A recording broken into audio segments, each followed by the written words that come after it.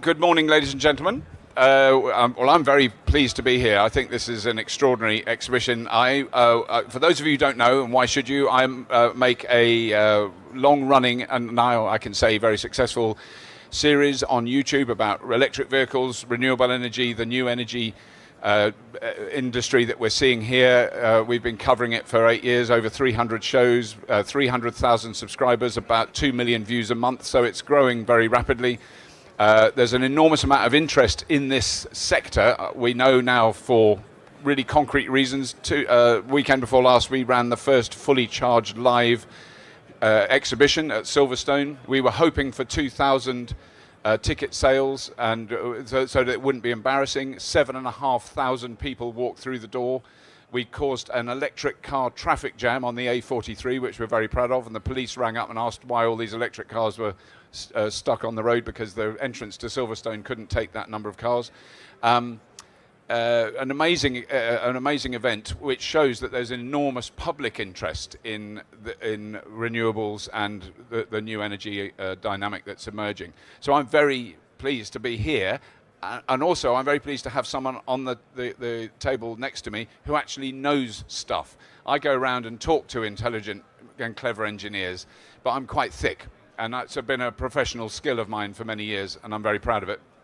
But I love meeting people who actually know stuff, and Keith actually knows stuff, so I'm really excited to hear what he has to say.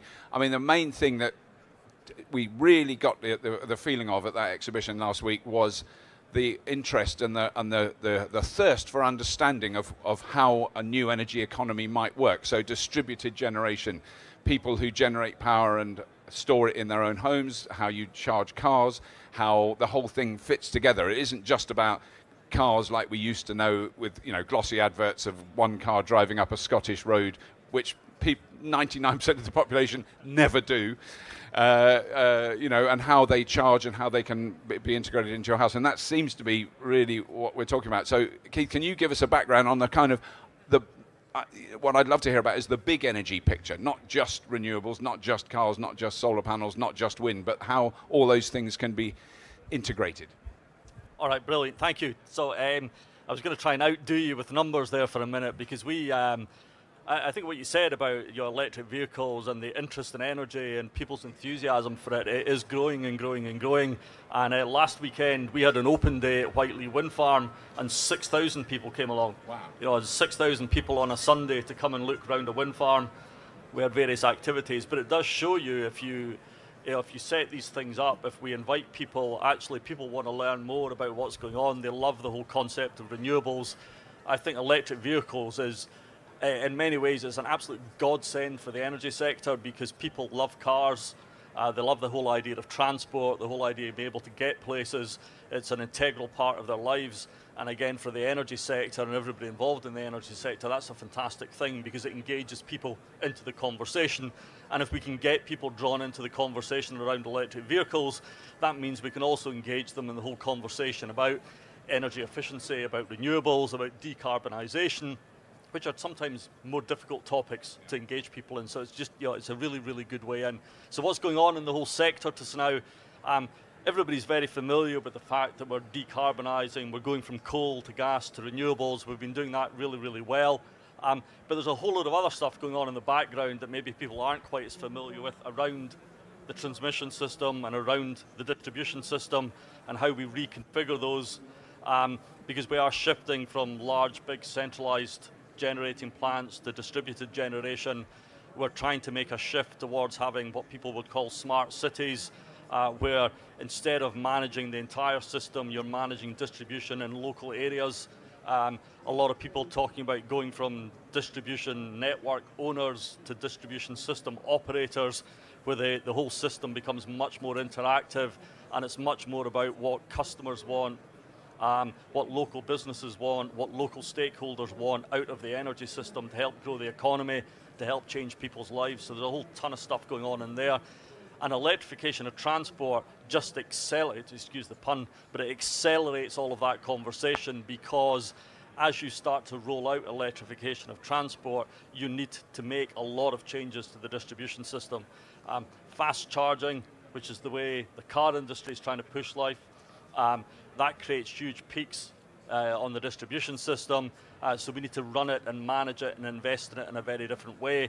We need to look at actually how will people use cars going forward, because I actually think that's going to change. So everybody's sitting here, the car industry is sitting just now, trying to convince people to buy an electric vehicle and use it like a normal car.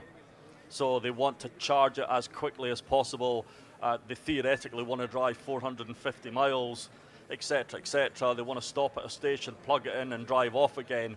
And the reality is, I don't know that that's the reality. I don't know that's the way people, I don't even know it's the way people drive cars right now. I think there's lots of statistics out there that will tell you 85, 90% of journeys, I think, are less than 15 miles. But apparently we all obsess about being able to go 450 miles in an electric car. I think actually the people I know and people you talk to who've already got electric vehicles, and we have a fleet of them at work, people actually tend to be charging them, slow charging them overnight, not actually fast charging them. So I think although those things are being used very much as a targeting exercise by the car industry, I think the reality of what people will do and how people will use it is very, very different. I also think demographics are changing so fast. If you look at youngsters now, when I was young, when you were young, you hit the age of 17, your rite of passage was going past your driving test, go and buy a car. That's not happening anymore. You know, it's just not happening anymore. And I think the whole ethos of owning a car or having your own car is going to change. I think the whole thing around car clubs and people signing up to car clubs, I think will become much, much more popular. So I think the challenge for the energy sector is not just how do you plan and cope with electrification of transport, is how do you plan and try and predict the change in people's behaviours. And it's a massive, massive exercise, but a lot of fun. Very good, because I think one of the key things that I've certainly learned in the last 8 years is the integration. We almost need a new name to describe the thing that we sit in that's got 4 wheels and a battery and a motor and seats and keeps you warm when it's raining. And it's not really a car anymore. It's really a mobile computer and battery and an energy storage system. And I mean, that's the thing that created the most excitement in the last few weeks is the first couple of domestic vehicle-to-grid units that have been released. You know, that are still going to be expensive. It's only going to be used by a few fanatics like me. But, you know, that once you understand that system and you can then move, you know, 2 or 3 days worth of domestic energy around in your car and run your house from it, the whole picture changes dramatically. And I mean, that's going to be, I think there's a lot of these things are a huge challenge to the to the traditional energy industry. That, you know, we supply power here, it goes along really expensive wires where we lose half of it anyway, it goes into substations where we lose a bit more. You know, that system is now so already out of date, and I mean, that it's I'm intrigued by the challenge to the actual infrastructure, how much work has to be done to that to make it usable. Yeah, and it is there we go, we've got 2 microphones, look at that, there's innovation for you. Good. It doesn't work. Oh, it does work. Oh, good. There we go. It's even better. So there's look, you're absolutely right, there's a massive challenge, but I think one of the things I keep saying to people in the energy sector is, everybody tends to talk about, oh God, this is going to be difficult, this is going to be challenging. It's going to be fantastic. Yeah, right. Oh, that's okay. Good. So it's, this is a great thing. It's a great thing for the energy sector. It's a great thing for the UK. It's a great thing for the environment. So let's not remember all the positives out of doing it. Yes, we need to change the way we run the distribution system. We need to change the way we invest in it, etc. And a lot of that will be determined by how people end up using electrification of transport, their cars, public transport as well, and the whole electrification of public transport. And as I say, we'll need to think carefully about how we map that out and how we plan that out. And then there is the whole issue of, do cars become storage vehicles as well? Are you linking them back into your house? Do you have that charging facility at home and the 2-way metering? And then along with smart metering, because smart metering is also going to be a massive innovation once it's finally all installed and all the systems are up and running, because we become incredibly data rich. Yeah. And the use of that data along with electrification of transport completely changes what we're doing. It completely changes what consumers are doing. So just, simple statistic, 50 million meters in the UK, they get read 4 times a year to now, it's 200 million bits of data, 50 million smart meters getting read every 15 minutes. Yeah.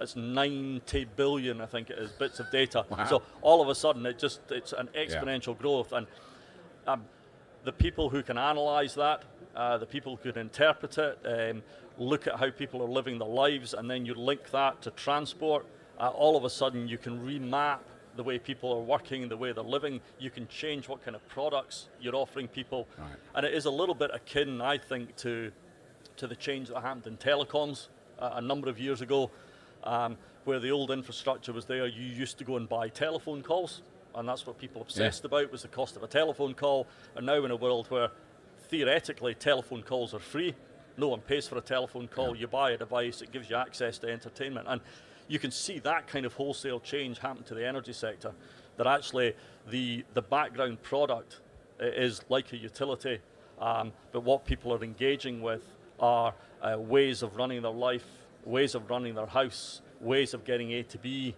and that's all linked by an energy system, but it's an energy system that runs very, very differently than the one today and the one people are used to, and therefore the way people engage with energy companies is completely different. Yes. Because just now, most of that, or a lot of that engagement is around a meter reading and a bill. All of a sudden it completely changes because your energy provider is part of the system that's helping you run your house, it's helping you run your life, it's helping you run your transport. It's an integral part of what you do and where you go and how you get there. Yeah. That's a big, big change. Yeah. I mean, I think that is. I think the other thing is that I heard this statistic last week. There's already 100 million electric vehicles running on the roads of the world, and I think, God, there's not that many cars. No, they're not cars. They're mainly scooters, electric scooters, mainly in China. But there are already 180,000 electric buses in use in the world. Most of those are in China. So public transport.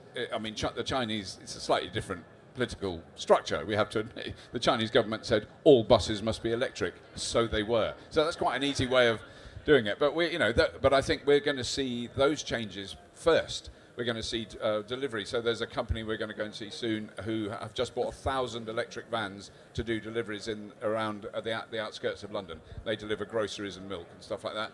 The post office have just ordered. The post office have just ordered 500 electric delivery vehicles at last, because they've done the economics and they've worked out that they are doing a circuit, going back to the depot, charging, doing so. It's really easy for them, and it saves them hundreds of millions of pounds a year. So the whole economy is going to change. The structure of the economy, where people are employed, where jobs will be created, as we've seen here. The amount of jobs that have been created with offshore wind is mind-boggling, and the general public are fairly unaware of that, I think. Yeah, and I think the other thing, once you start getting fleet companies looking at electrification of transport and looking at electrifying their fleet, that's a colossal percentage of the vehicles out there on the road. And the other thing that will drive incredibly quickly is bringing the cost down. And that's one of those. It's like all these things. There's lots of people running around just now trying to predict the increase in the percentage of uptake of electric vehicles, and you can virtually guarantee we've all got it wrong. Yeah. And no one's going to predict it well. And if you look back in history at new technology, what tends to happen is it just hits a balancing point, a tipping point, and then the growth becomes exponential. Yeah. And I think that's the bit that no one really knows. When's that going to happen? Is it price parity? Is it the range issue? Yeah. Is it just even cars? Absolutely. It might not even be cars. But then the growth could come so quickly, and that's where the real challenge comes around the distribution system, around the energy system, is can it cope with that upsurge? So it's about how do you make that upfront investment, but how do you do that upfront investment without the age-old risk of stranded assets, of investing in stuff that it turns out we don't really need. Yeah. And that's what all the planning and all the clever has to go into. Working with politicians, with regulators, local communities, with the transport department, etc., is trying to map out how do you do that and when do you do it and when do we make all of that investment. So, nice, simple example. One of the things that they talked about in Scotland is that you electrify the A9. Right. For those of you who don't know Scotland particularly well, the A9 runs up the length of Scotland. Concept being, if you electrify the A9, everywhere in Scotland is within 100 miles of the A9. Right. Therefore, you can go anywhere in Scotland in an electric car. Yeah. Great idea. Brilliant. But how do you electrify the A9? if you even just look at one of the big service stations at the start of the A9, if you put 10 fast charging points at it, ultra fast charging points, then you probably right now need to build a £15 million substation next to it. Right. The system can't cope with that. Yeah.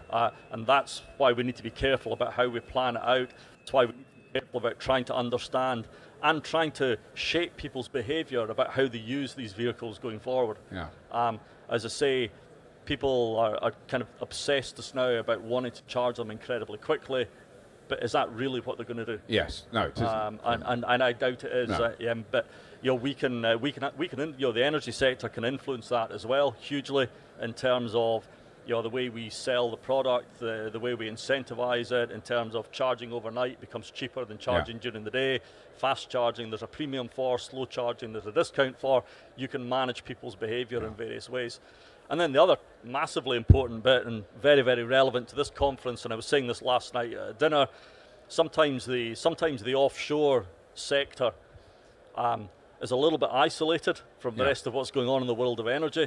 And I think one of the things and one of the great sales pitches for offshore is actually offshore is going to drive the future of the electrification of transport and potentially heat as well. Yeah. And that's a massive opportunity for offshore, because where else is all this power going to come from? Because it has to come from renewables. Yeah. And right now offshore is a colossal part of that future. And that drive as we hit electrification, and then looking at more sensible ways of connecting offshore wind farms up, more sensible ways of doing the grid connections. We're running them all point to point. We could change all of that as well. Right. So massive program. I mean, I do like that very much. It's a thing that I don't. Some of you may have seen a series I did for Channel 4 many years ago called Scrap Heap Challenge, and it was a great example of you face a human being with what seems like an insoluble and complicated problem, and I as a not an engineer go, oh my God, that's really difficult, and you explain the same thing to an engineer and they go, oh brilliant. They love it. It's exactly that thing. It's a real mess, fantastic, we can sort it out. That's seen as a kind of exciting challenge rather than a that's what I'm doom. saying. It's just we need to keep it's one of these sometimes if you wander around various bits of the energy sector and and there is a bit of doom and gloom. Oh God, this is difficult. Oh God, this is coming.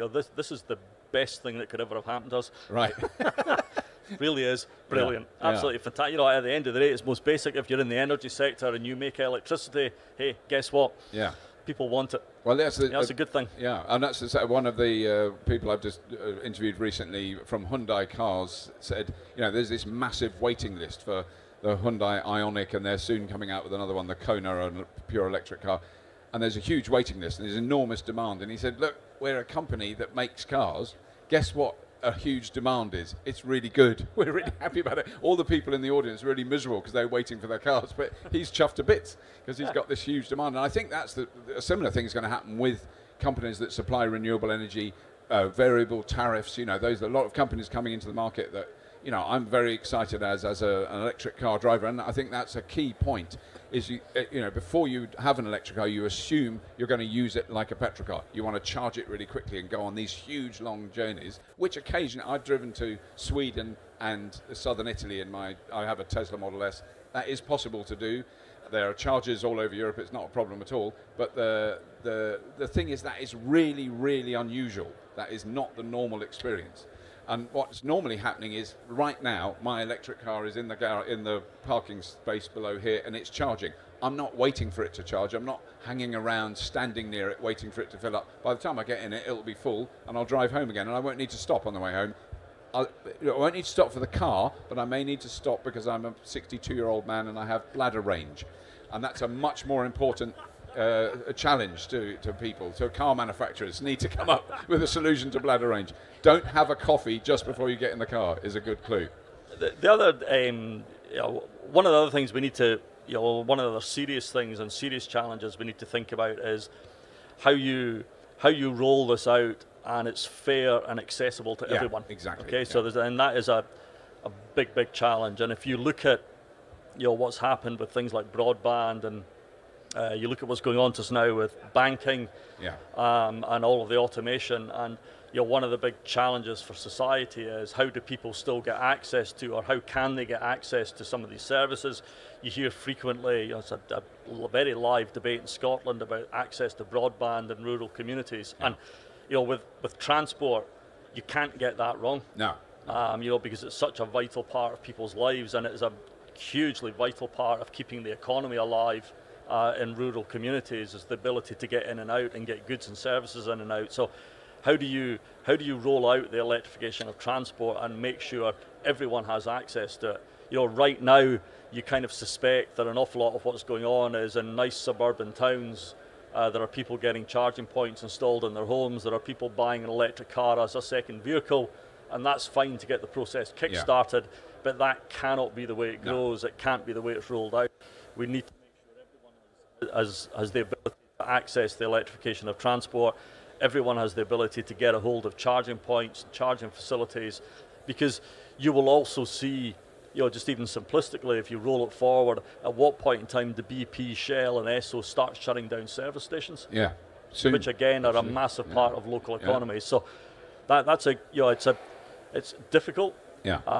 It's a big challenge, but it's something we need to start planning for and thinking about now, because you don't want this to come back and bite us at a later date. No. We don't want to be slowing down the rollout of electric vehicles. We don't want the system not to be able to cope with it, and we also want it to be fair. It has to be fair, and it has to be accessible, because the way we invest in our energy system in the UK, it's paid for by customers. Yeah. The way we invest in the grid is it's spread across everyone. So if everyone's paying, everyone has to get the benefits. Everyone has to get benefits. Absolutely right. Please, I'd like to thank Keith very much for being such an enthusiastic proponent of the new energy dynamic that we're all involved in. Thank you very much for listening. We have to go now. I've been given the old sign. Thank you very much for listening. I'm back here later on this afternoon doing something else. Thank you.